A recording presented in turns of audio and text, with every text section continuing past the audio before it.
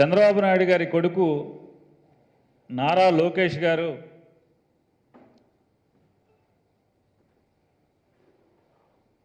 ఆ మధ్య కొద్ది కాలం క్రితం యువగళం అని నామకరణం చేసి కుప్పంలో ఆర్భాటంగా పాదయాత్రని ప్రారంభించి ఆ యువగళం పాదయాత్ర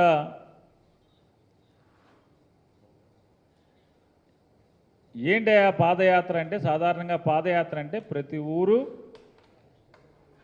సావధానంగా ప్రజల కష్ట సుఖాలని పంచుకుంటూ ఆలకిస్తూ ఒక రాజకీయ నాయకుడు ఎవరైనా చిత్తశుద్ధితో రాజకీయాల కోసం పనిచేసేటువంటి ఏ పార్టీ రాజకీయ నాయకుడైనా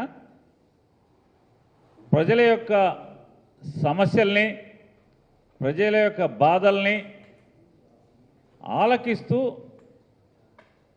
సమస్యల పరిష్కారానికి మదిలోనే ఆలోచన చేస్తూ ప్రజల్లో మమేకం అవుతూ ముందుకు సాగుతుంటారు.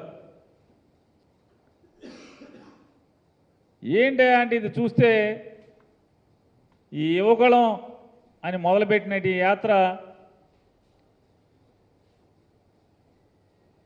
బహిరంగ సభ ఉన్న చోట సభ పెడతాం, జనాన్ని పోగేయటం, డబ్బులు ఉన్నాయి పాపపు సొమ్ములు, జనాన్ని పోగేయటం, జగన్మోహన్ రెడ్డి గారిని బూతులు తిడతాం, మళ్ళీ అక్కడి నుంచి పరిగెడతాం. ఈయనేమో యువగళం అంట, ఈయనేమో నవయువకుడు అంట, సాయంత్రం 5 అయితే కానీ బస్సులోంచి బయటికి రాడంట. ఇక పగలు కానీ ఎండలో కానీ నడిచేది లేదు. సాయంత్రం సూర్యుడు దిగిపోయిన తర్వాత ఈయన లెగుస్తాడు. ఆ బస్సులోంచి అక్కడి నుంచి సాయంత్రం 5 తర్వాత బయటకు వచ్చి ఏంటంటే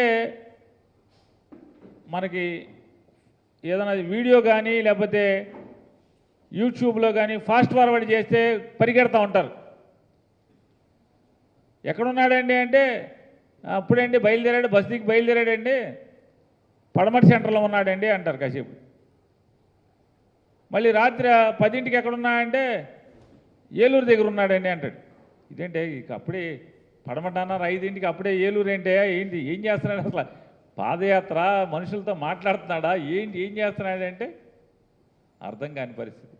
తెల్లారేపటికి అక్కడ మామూలుగా ఏలూరు వెళ్ళిపోయి పడుకున్నాడు అంటారు. పొద్దున్నే అంటే ఏలూరులో పడుకుని పొద్దున్న లేచి నడుస్తున్నా అంటే ఇక నడవడం. సాయంత్రం 5ంటికి ఏలూరులో బహిరంగ సభ.